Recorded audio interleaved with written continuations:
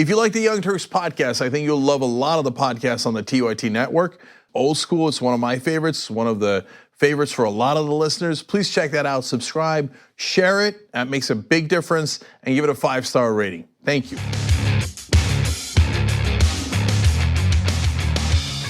Welcome to the Young Turks. I'm Kasparian. John Iadarola joins us for another awesome episode of the show. That's speculation. We don't know yet. It is. I should wait for a very comprehensive report to come out. It will be submitted in a few years. Anyway, it's been a really slow news day. I don't really know what to talk about today. Do you have any stories?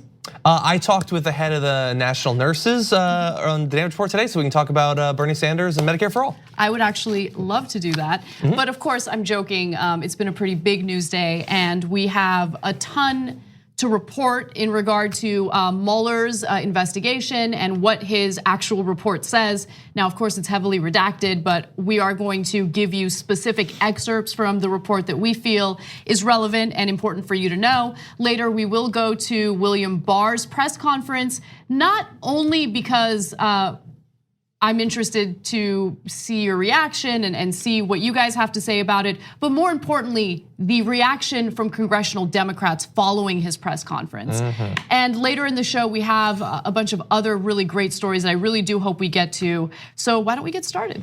I was just laughing at the lower third. They have so much fun with that thing. I know, they do. Sometimes I don't get an opportunity to read them because I'm focused. But oh, and one other tease. Yeah. So if we get to it, the one story that I might present is on Facebook teaming up with a right-wing news site to do fact checking, and I'm not sure how I feel about it. What?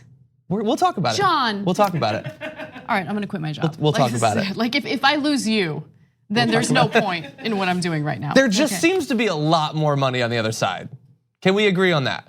I think we all know. I think I'm gonna turn right-wing. Okay. All right. Oh, fracking, it's so efficient. Oh. Please, let's get started. Okay. Before I become very depressed. All right. Robert Mueller's report, the heavily redacted version, has been released to the public, and journalists, of course, are poring over it, sharing excerpts and analysis, and we will do the same today. Now, there are various categories where we're gonna break this down, but I wanna start off with what I personally feel is an important part of Mueller's report. Again, this is not interpretation. This is literally an excerpt from Mueller's report. It says, quote, "We concluded that Congress has the authority to prohibit a president's corrupt use of his authority in order to protect the integrity of the administration of justice." Now, there is some debate. Of course, this is a very politically driven debate as to whether or not Mueller wanted Congress to investigate the obstruction of justice charges against the president. Now, the report specifically hones in on the issue of collusion and obstruction of justice, something that most people already know. And this report, I have to be honest, did not provide much clarity when it comes to those two issues. Now, let me give you the relevant portions of this report. I want to begin with the beginning. What was Donald Trump's reaction to the investigation? What was his reaction to the special counsel's involvement in the investigation? And here's what the report indicates. On May 17th, 2017, the acting attorney general for the Russia investigation appointed a special counsel to conduct the investigation and related matters. The president reacted to news that a special counsel had been appointed by telling advisors that it was, quote, "the end of his presidency," and demanding that Sessions, meaning Jeff Sessions, of course, resign. Now, he specifically said the following, and of course I have to censor it. "Oh my God, this is terrible. This is the end of my presidency. I'm effed." Okay, so. Flatulent, I think is the, I think that's what he said. But it's good of you to blank it out though. If you have done nothing wrong, why the panic? Maybe this is the episode where I disagree with you a lot. I don't actually interpret that section the same as everyone else. And I've seen that particular section spread around a lot. No, I think he very enthusiastically, he wanted the Russians to help him. I think he was following along as all the different stuff came out and everything, all that stuff. You could say whether you think that rises to the level of collusion or whatever, which is of course not a legal term, that's fine. But that section is also consistent with him just thinking that it would derail his presidency even if there wasn't a crime. Or alternatively, that there's a crime but it's not related to anything having to do with the election. Like if he is actually worried that the investigation could spin out to other things, which they did not look into in the Mueller report, he could think it's ended for that reason. But I also think if he thinks it would suck up all the oxygen in the room, that could explain what he said there. It doesn't explain all of what he did, but yeah, we actually don't disagree at all. Okay, well, some people on Twitter are presenting that as proof itself that he was guilty. So look, there are, and I think that there's a lot of miscommunication about Trump's potential crimes. And so there's the whole issue of collusion, which congressional Democrats have really latched onto. And then there's the issue of potential financial crimes, something that we've brought up on the show quite a bit. And so the reason why I bring up that quote and how he panics is because I feel like it appears that he's in some way acknowledging that there's something going on, and maybe it's not collusion. I personally think he was worried that the investigation wouldn't be as limited in scope, and the investigation was limited in scope. Mueller specifically looked at collusion. Did Donald Trump and his campaign willingly cooperate with the Russians or collude with the Russians in order to give him a leg up or an advantage in this election? That is what he focused on. All of the other potential issues, which the report does indicate there were other issues, were outsourced to other investigators. So again, Mueller's investigation was limited in scope. Yeah, well, or specifically to coordination or conspiracy, not to collusion, which is a term that they only use in the report in quoting other people or explaining why they don't use the term collusion. Right. Yeah, and then there's another section of the report that specifically says that obstruction of justice might not have been founded on trying to hide any sort of underlying crime having to do with conspiracy, but could well have been generated by his justifiable fears that it would uncover other crimes that we don't necessarily know about, and that could be personal or financial or whatever. That specifically is talked about in the report. Exactly. So far we are in agreement. Now, in the very beginning, of course, there was the issue of Attorney General Jeff Sessions. He decided to recuse himself, and Donald Trump was furious about it. And so he wanted Jeff Sessions to resign. And so according to the report, Sessions submitted his resignation, but the president ultimately did not accept it. The president told aides that the special counsel had conflicts of interest and suggested that the special counsel therefore could not serve. The president's advisors told him the asserted conflicts were meritless and had already been considered by the Department of Justice. Now, I bring up this portion of the report because it really does show you that while someone like William Barr, Donald Trump's attorney general, argues that no, I mean, look, Donald Trump has done everything to cooperate. He didn't try to use his executive powers in preventing others from cooperating, or he didn't use his executive privilege in a way that would hinder this investigation. That is, in my opinion, misleading because Trump was surrounded with aides who kept trying to convince him or talk him out of jumping off a cliff. Yeah. Right? And so that's an important point in the report for you to know and just go back to for context when we talk about William Barr's press conference today. Yeah, I mean, when he claimed this morning that there had been full and total cooperation, that was when he jumped the shark. Like nobody actually believes that. They might pretend to if you're Jesse Waters or something, but nobody believes it. I mean, we know that he didn't actually sit down and testify before Mueller. So you're gonna fall far short of total cooperation with that, let alone trying to fire literally everyone involved in the investigation at one point or another. Exactly. And one final portion of this having to do with Jeff Sessions. In early summer of 2017, the president called Sessions at home and again asked him to reverse his recusal from the Russia investigation. Oh, and also, I just want to mention this because you had in your last graphic that he was told that the concerns were meritless.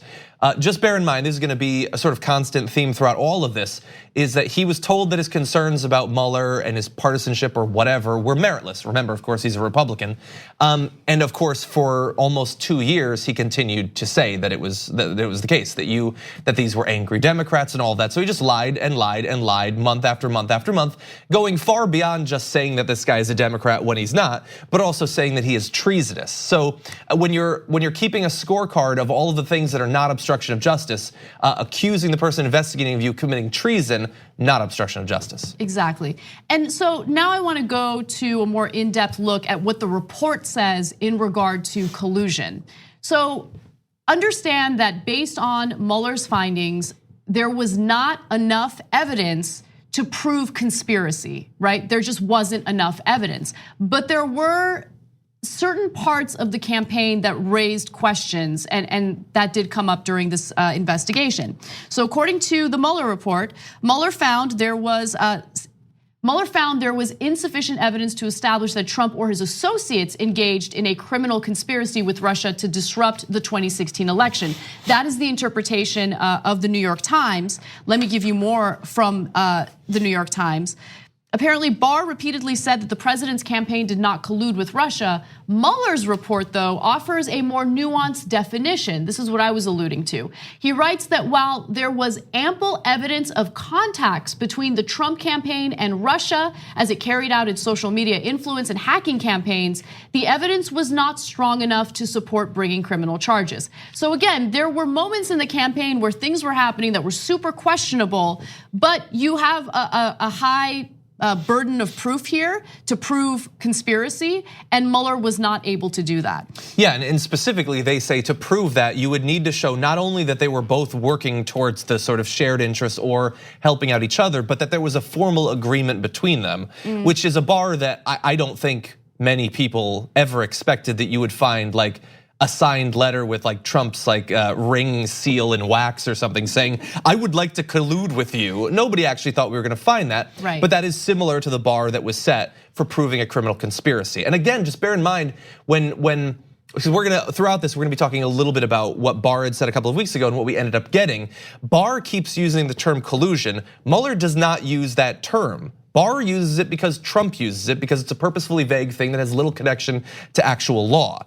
Conspiracy is a different thing, and you can do all sorts of things that look extremely unethical or arguably criminal that do not rise to the level of a criminal conspiracy. Exactly, and that's an important distinction to make. Finally, I gave you the New York Times interpretation, and I think it's important to give you what the actual report says. The report says, quote, while the investigation identified numerous links between individuals with ties to the Russian government and individuals associated with the Trump campaign, the evidence was not sufficient to support criminal charges. Among other things, the evidence was not sufficient to charge any campaign official as an unregistered agent of the Russian government or other Russian principal. So honestly, for me, the collusion conspiracy question, I just want to put it to rest. Because Mueller says he doesn't have enough evidence to prove that conspiracy occurred, and let's let it go. Well, again, I don't like collusion and conspiracy being used in the same sentence as if they're the same thing. I mean, there are all sorts of things throughout the report that look extremely unethical, and that indeed Trump and his associates lied about constantly at the time and while the investigation was going on, which is incredibly suspicious. There are also sections you referenced that the report is heavily redacted, and it is, but it's not redacted consistently throughout. It tends to be certain sections are heavily redacted. In fact, there are a couple of pages where there's nothing but the page number and the header. And those sections tend to be involving the actual hacking that produced the emails and any Trump campaign coordination with WikiLeaks. Those sections are heavily redacted. We don't know much of what's in there, probably because of Roger Stone's ongoing legal troubles. Yeah, that was cited as the reason for those pages being heavily redacted. So, okay, so that's what we know so far when it comes to this particular issue, the accusations that Trump's campaign had worked with the Russians in order to undermine the election. This is what we know, and you can do with that information what you will. But what I think is much more unclear is whether or not Donald Trump obstructed justice. And there seems to be. I don't think it's unclear at all. Well, I'm on your. But perhaps we'll disagree. disagree. To be fair. I'm trying to be fair, but I'm on your camp. I think there are several instances where Trump's behavior appeared to obstruct justice, and Mueller highlights that throughout the report. The important thing that I want you to take away as you watch this is that the narrative that we're getting from the Attorney General, who is not supposed to be Donald Trump's personal lawyer, is very different than the very nuanced report that Mueller put together. Yeah, and in certain cases they're contradictory. Yes. So when it comes to obstruction, for instance, Barr said 2 weeks ago, Mueller left it up to me to decide whether or not there's gonna be a criminal prosecution or we're gonna go forward that way. That's not in the report. Mueller seems to be pretty clear that he doesn't believe that there could be charges because of that old DOJ memo that I think is extremely questionable, but apparently Mueller was abiding by it, that he would not be able to bring forward charges. That's perhaps why he talks so much about Congress's role potentially in that you started off this segment with. He never said it was up to Barr to determine, but that was exactly what Barr said at the time. So at least in that area, Barr's interpretation or his presentation of what was in the memo was not borne out by the Mueller report itself. Absolutely. So with that said, let's go to the details of the obstruction part of this investigation. Mueller's report focused on obstruction in addition to collusion, and the obstruction portion of it, I think, brought up a number of issues that the American public should be aware of, and you should especially be aware of as you watch some of the comments coming from Attorney General William Barr. So the report detailed Trump's efforts to thwart the investigation. The report said that by virtue of his position as president, he had the authority to carry out several of the acts in question, including firing James Comey as FBI director. So the report says, look, as president, he can go ahead and fire the FBI director, but it also continues to talk about some of the efforts to harm the investigation. These actions ranged, and this is the report, I'm reading from the report. These actions ranged from efforts to remove the special counsel and to reverse the effect of the Attorney General's recusal, to the attempted use of official power to limit the scope of the investigation, to direct and indirect contacts with witnesses with the potential to influence their testimony. So that's huge. I can't tell if that's a description of what he did or if that's a description of all of the potential ways one could obstruct justice. No. I mean, if you read the report, it sounds like that's a bullet point list of how you diagnose obstruction. That's right, and these are things that Trump's accused of doing. Exactly. So this is the reason why it's so important for the public to have access to this report. Because if you simply rely on what William Barr says, I mean, it conflicts quite a bit with what the actual report says. Let me give you more. Again, this is from Mueller's report. In early 2018, the press reported that the president had directed McGahn, that was the lawyer McGahn, to have the special counsel removed in June of 2017, and that McGahn had threatened to resign rather than carry out the order.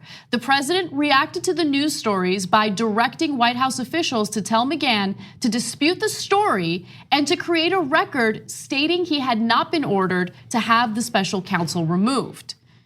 We should be done with this topic with that. Okay, so one of the things that's really standing out is the differences in the legal standard, right? And so with someone like William Barr, I've heard legal experts refer to him and his theory, his legal theories, as fringe legal theories, because in his mind, if there was no underlying crime, and in this investigation, the potential underlying crime was conspiracy, if that hasn't been proven, and he's not guilty of conspiracy, well then he can't be guilty of obstructing justice. That is the argument that they keep making. Yeah, that's BS. Yeah, I agree. It's not only BS from my non-legal standpoint, it's another area where, man, the people who got the Barr memo and were like, this confirms everything I've ever said, we win, and we're so excited. And some now still I saw tweeting saying, well, I mean, the Mueller report pretty much confirms everything. Like, what you just said about the no underlying crime means you don't have to worry about obstruction of justice was in the Barr memo. The Mueller report not only doesn't say that, but it specifically lies out why you do not need an underlying crime. There's a gigantic paragraph specifically about that. And then on top of that, also lays out other explanations for potential underlying crimes other than conspiracy or coordination that could justify obstruction of justice charges. Yes. It was in the report, a big section. Barr saw it. And he didn't care. That's right. Because that's what he got into that position because he doesn't believe that obstruction of justice is a real thing. He is there to protect powerful people from the consequences of their actions. That's what he auditioned for with his 19-page letter to Trump last year, and that's why he has the position today. He must have been bored in retirement.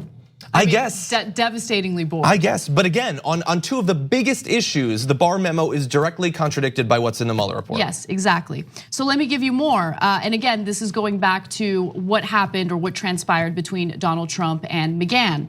McGahn told those officials that the media reports were accurate in stating that the president had directed McGahn to have the special counsel removed. The president then met with McGahn in the Oval Office and again pressured him to deny the reports. In the same meeting, the president also asked McGahn why he had told the special counsel about the president's effort to remove the special counsel and why McGahn took notes of his conversation with the president. Allegedly, McGahn had responded to Trump by saying, I'm paraphrasing, I'm a lawyer, I'm supposed to take notes, I take notes. Trump thought it was strange. I think he said, I'm a real lawyer. And Trump was like, I've had lots of lawyers, they never take any notes. Yeah, you don't like a paper trail, that's suspicious is what that is. Yeah. Let me give you more. We were not, and again, this is Mueller's report, we were not persuaded by the argument that the president has blanket constitutional immunity to engage in acts that would corruptly obstruct justice through the exercise of otherwise valid Article 2 powers protecting the integrity of its own proceedings and the proceedings of Article 3 courts and grand juries. So that is what you were alluding to earlier, John. It shows that there is a difference in legal interpretation between Robert Mueller and William Barr. So let me give you, so that is what stood out to me personally when it came to the obstruction portion of the report. Of course, the report came out this morning. It was hundreds of pages, over 400 pages, and more information is gonna come in as we pour over it, as other journalists pour over it. But I do think that it's interesting to juxtapose William Barr's interpretation and what the report really says. Yeah, and look, we can go to their conclusion. I also have my conclusion. I think that what was revealed on obstruction of justice and the reaction to it thus far should horrify us, I think. I think that it is the best example yet of how much has been normalized over the past couple of years of Trump's presidency that we now think that this is acceptable. He did way worse stuff than Nixon did, which took down Nixon. But for Trump, it's like maybe he'll get a bad news cycle out of it. He obstructed justice under one condition, that obstruction of justice has any meaning whatsoever. Either it does or it doesn't. If you can fire the head of the FBI and then try to push out your AG and then try to remove the special counsel himself and then bring in an AG whose only qualification is a sense of profound loyalty to you as an individual, if you can do all of that while also tampering with witnesses, dangling pardons and attacking them in social media, lying about virtually every aspect of the investigation, trying to get others to lie about the investigation, not actually cooperating in terms of sitting down with the investigator and testifying, if you can do all of that, then I am asking you a 100% serious, honest question. What could a future president possibly do that would count as obstruction of justice if this doesn't? In the future, I've been saying for like 2 years now, even if you don't care about anything to do with Russia, you should be terrified about what he's doing in terms of obstruction of justice. Because this is a precedent now for no accountability for the president ever again on anything. And up until now, we have had a couple of different ways to stop the president from breaking the law, something a president has many opportunities to do. Either he has a personal sense of ethics that stops him from breaking the law, or we have accountability in terms of investigations. Unless Congress does something about this, that one is gone. And so now all we have is the hope that they are a good person and that they personally don't want to break the law. We know that that doesn't stop Donald Trump. Maybe we'll get lucky with future presidents and they will feel like they should not do bad things.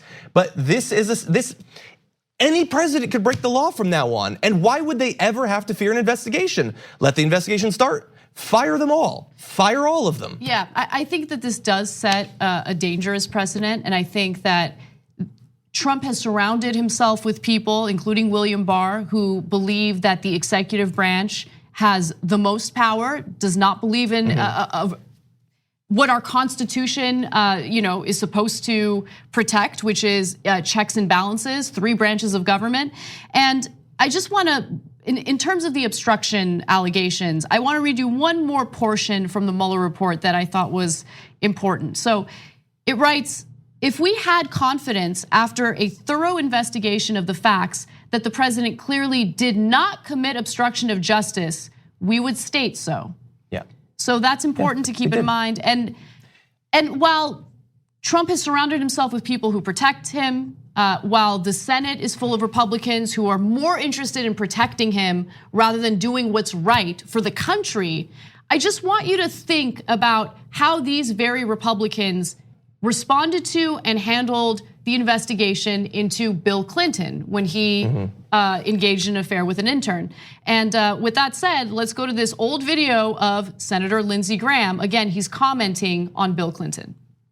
He doesn't have to say go lie for me to be a crime. You don't have to say let's obstruct justice for it to be a crime. You judge people on their conduct, not magic phrases. Yeah, there's no way that Trump passes that test, obviously. Yeah, it's going to be very interesting to see. I know we're going to talk a little bit more about some of the Democrats with what they've said, which I find to be a little bit worrisome.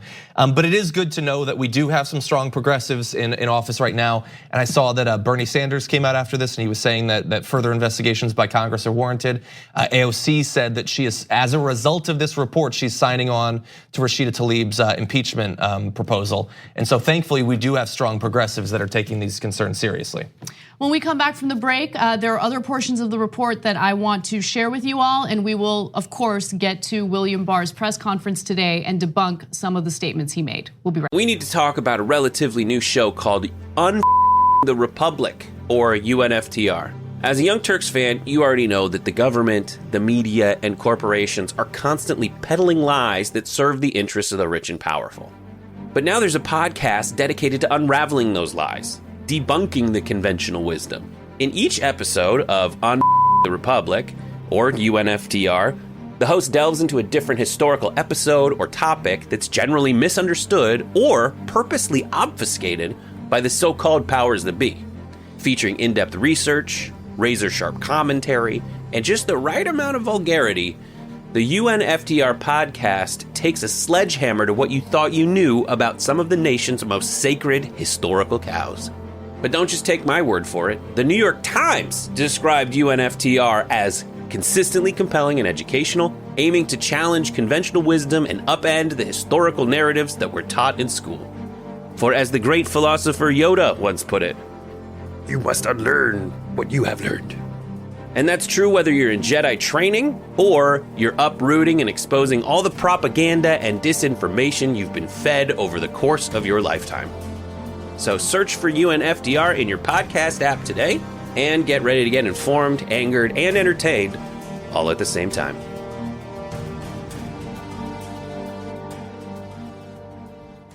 Right back. Welcome back to TYT. I have an important announcement to make. I love it when you do that with your shirt instead of the tie. No, yeah, it looks don't really, say that. You look so suave. And like, I'm into it. I don't think anyone agrees with you right now. Why? I mean, I like what you're saying, but I don't think anyone else is like, yeah, suave is what I'd say. Well, we're surrounded by dudes, so. Can I, look, you just gave me a compliment and I have very low self-esteem, so I have to undercut the compliment. Do you know why I'm not wearing a tie with this? Because this collar won't actually shut around my neck.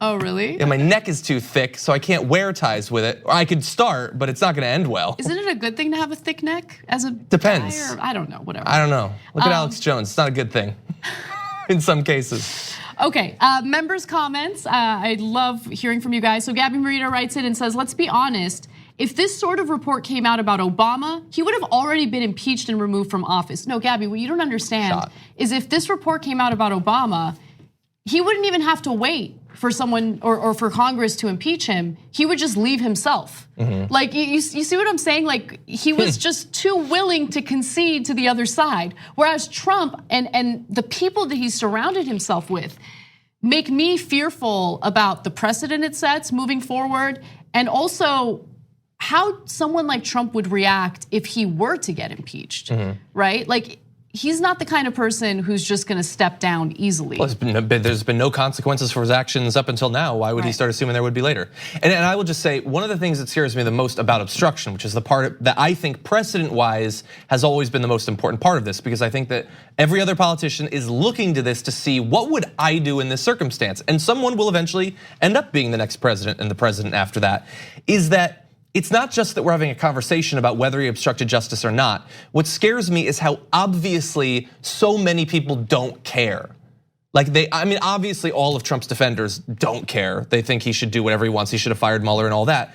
But so many people that otherwise brand themselves as caring about transparency and accountability and questioning the government, in this case, hands off, don't care, it's not important, don't talk about it. And that is very scary for the future. Cloyd writes in, and you'll like this, John, you'd make an awful right winger simply because you're stating way too many facts. And suave. And finally, one of 19 writes in and says, so Trump takes no responsibility for initiating this investigation. However, it seems the report includes numerous examples that support the reasons for starting this investigation. And you're absolutely right. That's why it's so important to see the report so we can see with our eyes what Mueller actually found through his 2-year-long investigation. And just imagine if he hadn't fired Comey. Like the FBI would have still investigated a little, but it would have been 10% maximum of what he ended up getting. And he only did that because he's got this expectation of 100% loyalty. And he believes that if you will not give that, that you are disloyal, that you're a traitor. And that put him in this position that has harmed him so much. Yes. So let's talk about Game of Thrones for a second. Think about things that make us happy before we get back to things that make us unhappy. Game of Thrones has begun. Last week was the season premiere, and it's the last season. And so TYT for years now has been doing post Game of Thrones analysis and reviews. And so if you are interested in that show, if you're a huge fan like most of us are here, you can tune in every Sunday to watch live as the analysis happens. It happens, of course, right after Game of Thrones airs. And you can catch it live if you're not a member. Anyone can watch that by going to tyt.com/live. But if you are a member, you get to watch it whenever you want. It's in our archives. And that's pretty nice, pretty sweet, because you can't really DVR, the online stream, I don't think, can you? Well, and also I believe that part of it is exclusive to members. Yes. Like the last half, which is generally we go through the episode and everything, we talk, we have fun. There's a little bit of that in the members exclusive thing, but there's also sort of predictions for the next episode, responding to the episode teaser and all that. And so that's a lot of fun too. Yes, and if you wanna get access to all of this stuff uninterrupted, you just go to tyt.com/join and please become a member. We wanna make sure we give you guys exclusive content just to thank you for helping us survive and exist in this very tumultuous media landscape. Yes. All right. Following the release of the Mueller report, there were a number of things that came up that either confirmed or verified previous news reports or gave us more in-depth information into what was really going on with Donald Trump's campaign and Donald Trump's presidency. So one of the things that of course was reported early on was Donald Trump Jr.'s meeting with the Russians in Trump Tower. And so Mueller's report, of course, looked into that. And I wanted to share you portions of the report that I thought were relevant when it came to that situation. So the report says, quote, on several occasions, the president directed aides not to publicly disclose the emails setting up the June 9th, 2016 meeting, suggesting the emails would not leak and that the number of lawyers with access to them should be limited. Now, this is an important thing to bring up because not only does it have to do with the Trump Tower meeting with the Russians, it also has to do with how Trump was, of course, behind the scenes trying to cover things up or trying to manipulate the situation. And so that is relevant because again, you have his attorney general claiming that there was no obstruction of justice, but the report does not actually indicate that. And he specifically says that they made every effort to make all documentation available. They're specifically here trying to stop emails from being acquired. Exactly. The report continues to say, before the emails became public, the president edited a press statement for Trump Jr. by deleting a line that acknowledged that the meeting was with an individual who Trump Jr. was told might have information helpful to the campaign, and instead said only the meeting was about adoptions of Russian children. So we can all recall how that really played out publicly and how it was later discovered that no, they discussed other things. They discussed sanctions. They discussed situations that hurt Russia financially, and of course they wanted some of those issues to be resolved. And so Don Jr. was not forthcoming. The Trump camp was not forthcoming when it came to that meeting. And now we know what was really going on. We know who the puppet master was behind the scenes, and it was Donald Trump. Yeah, well, I will say he wasn't forthcoming, but I hate Don Jr. as much as anyone. He was going to be more forthcoming than Trump was. Like, he was actually going to say that they talked about some of this stuff. Trump ended up deleting it and hiding it a little bit. So, yeah. When the press asked questions about the president's involvement in Trump Jr.'s statement, the president's personal lawyer repeatedly denied that the president had played any role. And again, that just every page, it just screams from it. Every opportunity where it made sense for them, they lied. Even in opportunities where it didn't make any sense and where people risked spending years in jail if they lied, they chose to lie. They lied and they lied. And so for people who maybe haven't been following this or wondering, why were people following this so much for 2 years? It's because everywhere you turned, they were lying. And generally, when a huge group of people lie constantly about one subject, it leads you to believe that there might be something there. Right, and so every time you saw analysis or predictions when it came to this investigation, I think you can understand why people, and this includes me, I didn't know in the beginning. I don't know if there's conspiracy. I have no idea if he actually colluded with the Russians. But as this investigation kept going on, the actions of Donald Trump and those who surrounded him started to make me skeptical about these denials because they were not forthcoming. It was proven over and over again that they would make statements, and then later it was discovered that they were lying when they would make those statements. And why would you do that? Just be straightforward and tell the truth about what's going on. Now again, as John and I talked about earlier, I think that Trump was worried that the scope of the investigation wouldn't be as narrow and that Mueller would look into other issues. And the fact of the matter is, Mueller in the report does say that other issues came up. However, those investigations were outsourced to others. So let me give you the details on that.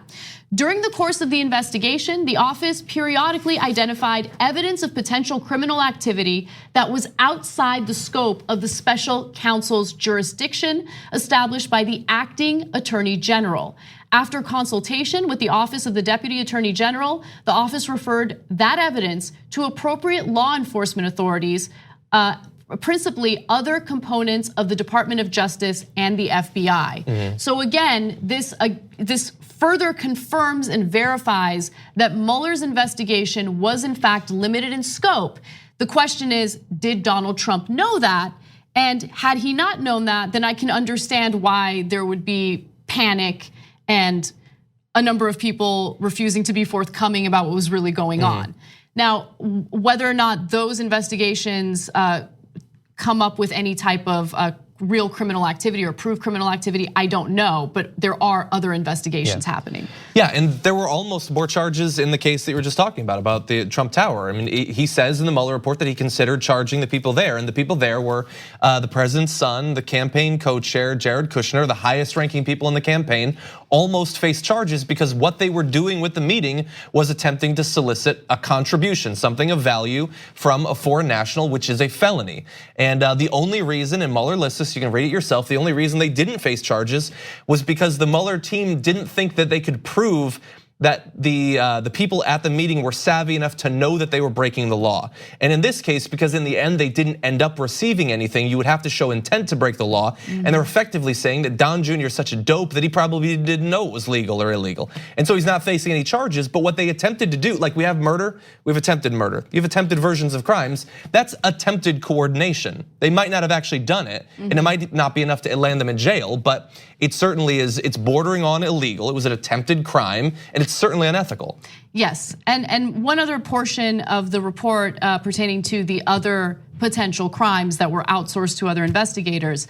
Mueller writes 12 of those referrals remain secret.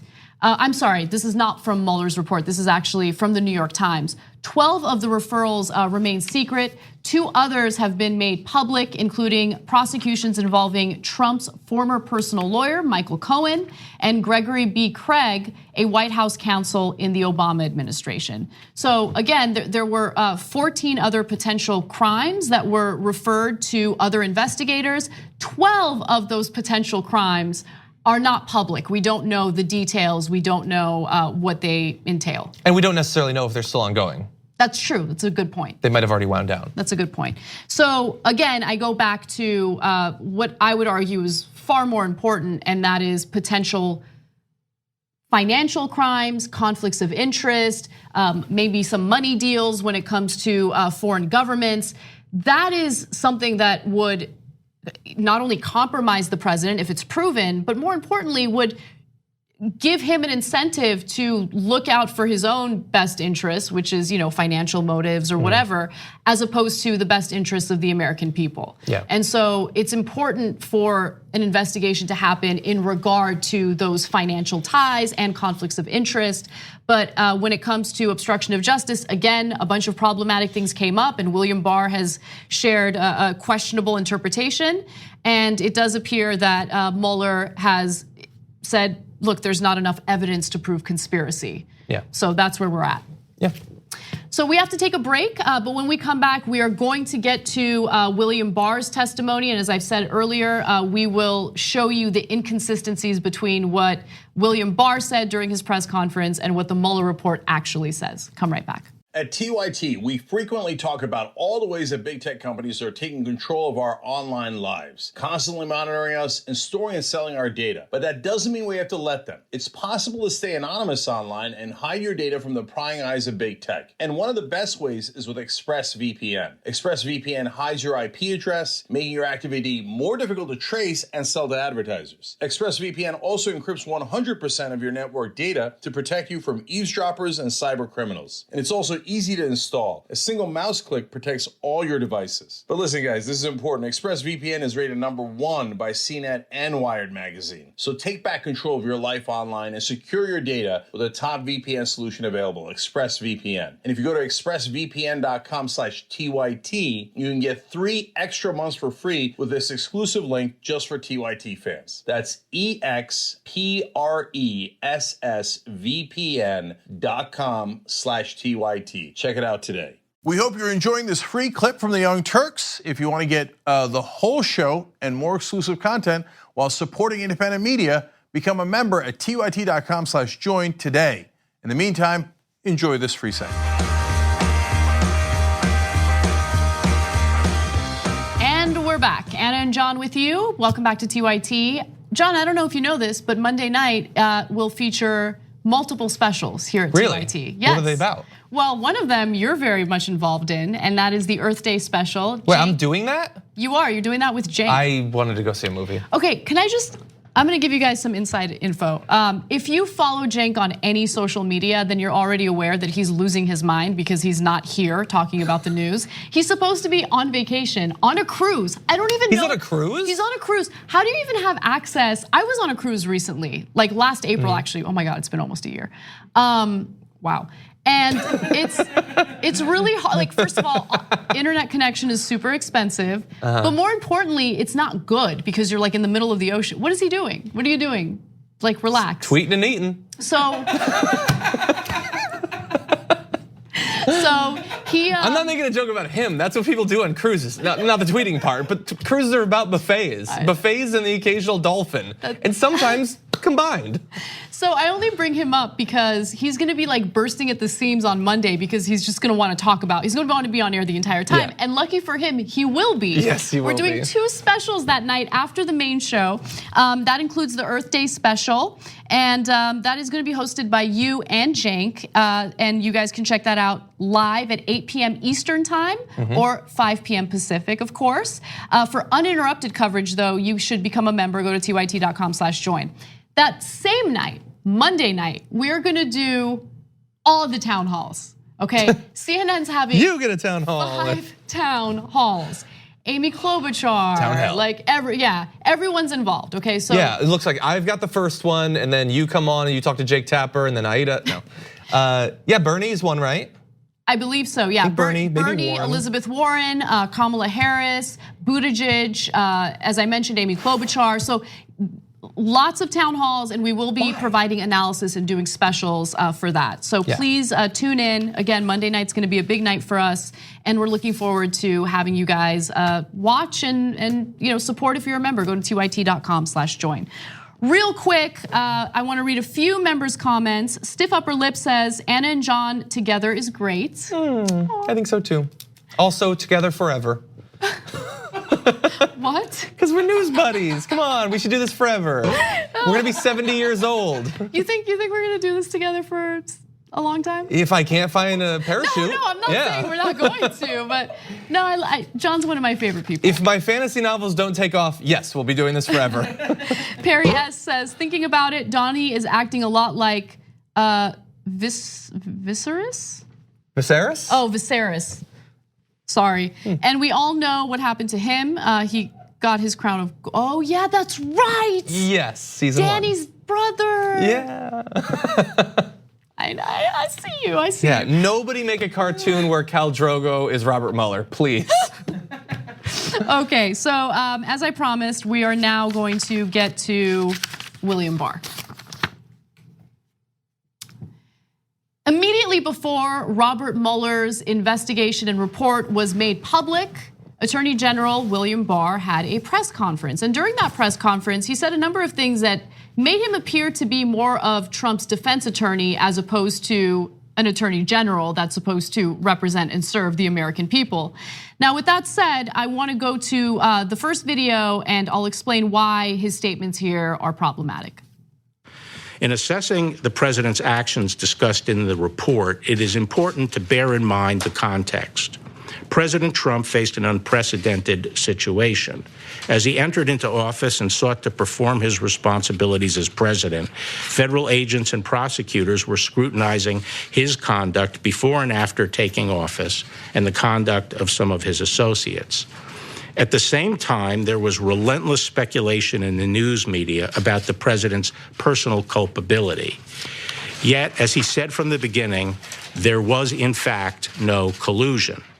And as the special counsel's report acknowledges, there is substantial evidence to show that the president was frustrated and angered by his sincere belief that the investigation was undermining his presidency, propelled by his political opponents, and fueled by illegal leaks. Nonetheless, the White House fully cooperated with the special counsel's investigation, providing unfettered access to campaign and White House documents, directing senior aides to testify freely, and asserting no privilege claims. And at the same time, the president took no act that in fact deprived the special counsel of the documents and witnesses necessary to complete his investigation. Apart from whether the acts were obstructive, this evidence of non-corrupt motives weighs heavily against any allegation that the president had a corrupt intent to obstruct the investigation.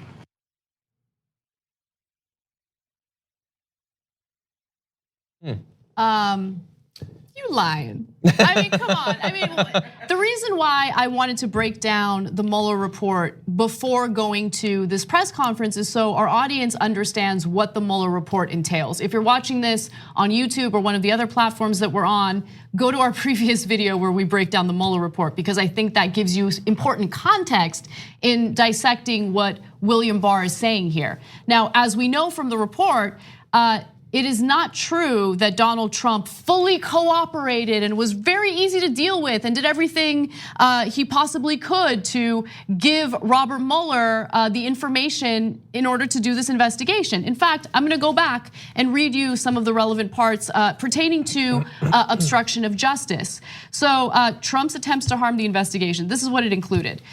In early 2018, the press reported that the president had directed Don McGahn to have the special counsel removed in June of 2017, and that McGahn had threatened to resign rather than carry out the order.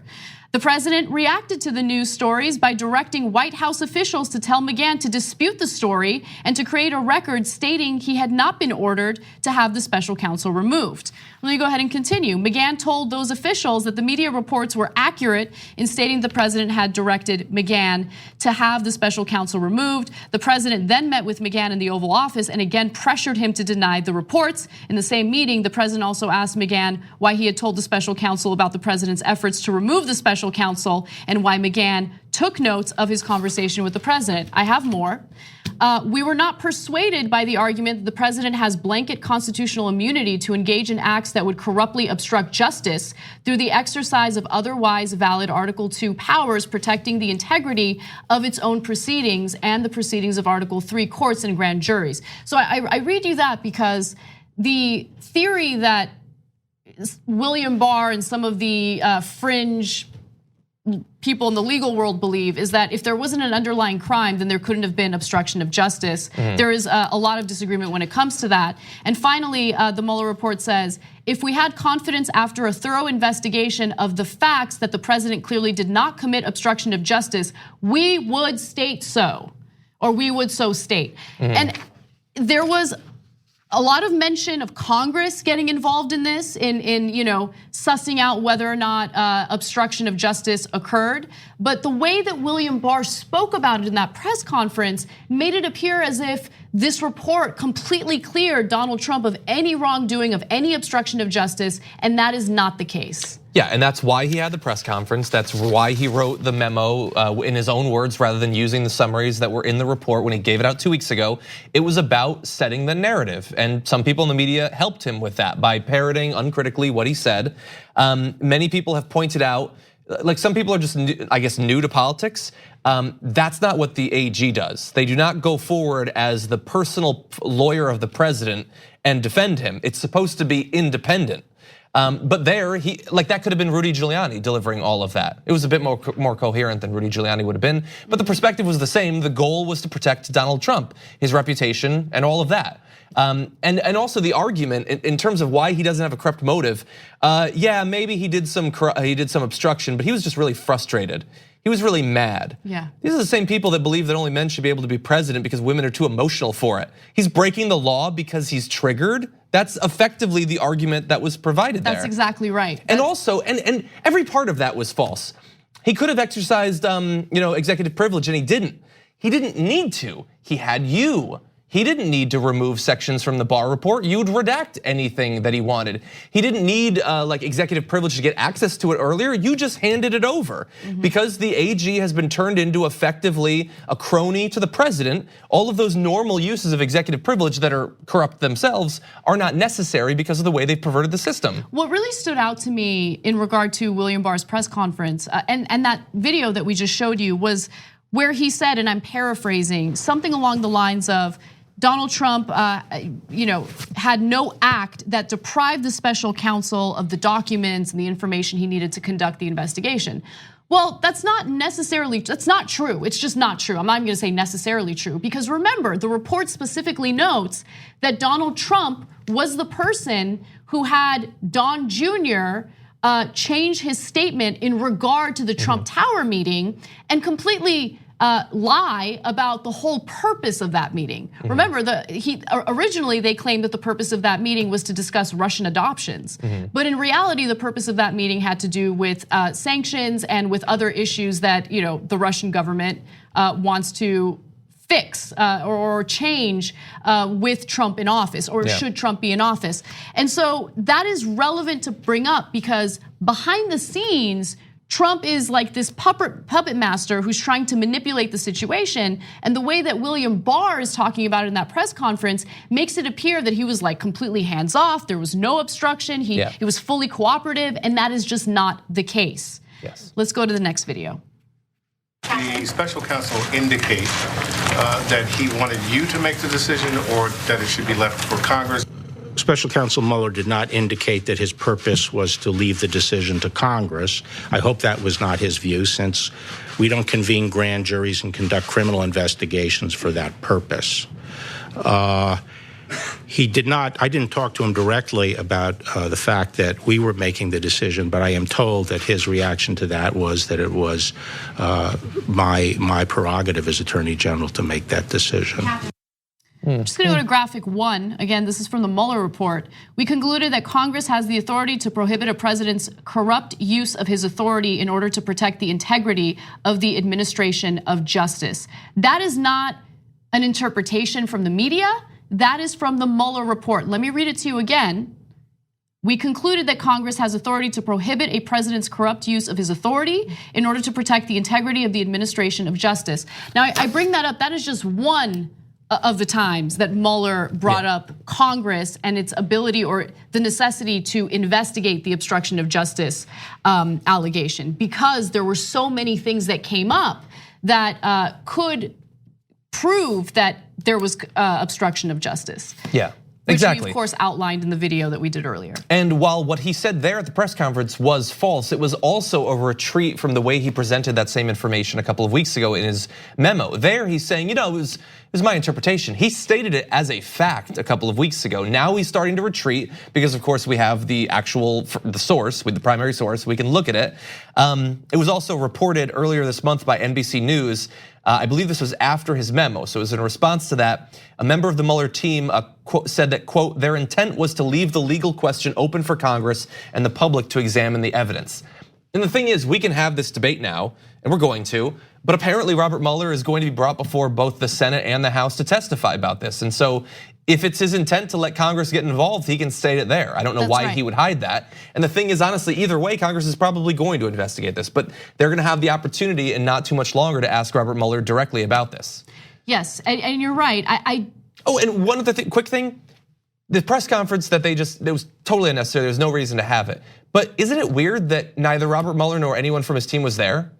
Why have this additional press conference when we're like 70 minutes out from having the report and not have anyone available to answer questions? You're gonna take questions from the media, but not have anyone that actually knows what the point of the investigation was, what their actual intent was. Why are you opining about their intent when you can have a member of the team actually there?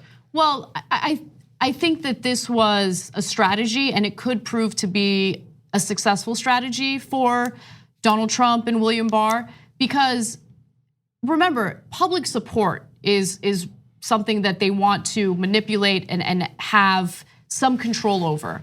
And so do most Americans, and we got to get out of our bubble and really think about this, and I could be wrong, but do most Americans have the time to pour through a 400-page plus document or investigation that Mueller has put together? I would argue no. Are they more likely to come across this press conference, which is easier to just watch and believe? Yeah, or a headline summarizing the press conference. That's right, and we all know how the media usually reacts to these things. It'll have a headline, something along the lines of, William Barr says that there was no obstruction of justice.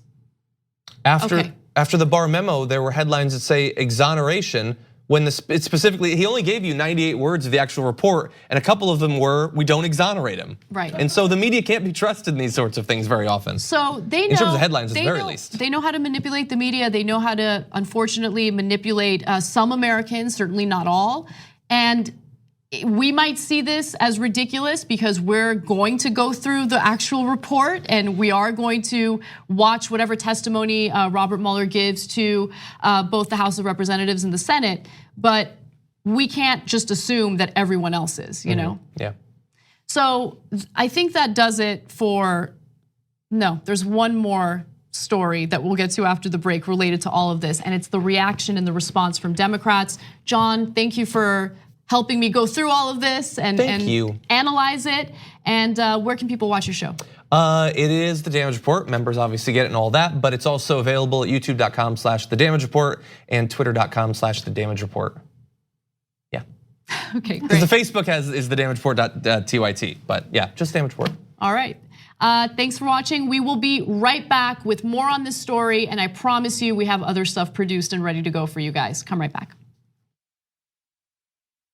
Thanks for listening to the full episode of the Young Turks. Support our work, listen ad-free, access members-only bonus content, and more by subscribing to Apple Podcasts at apple.co/TYT. I'm your host, Cenk Uygur, and I'll see you soon.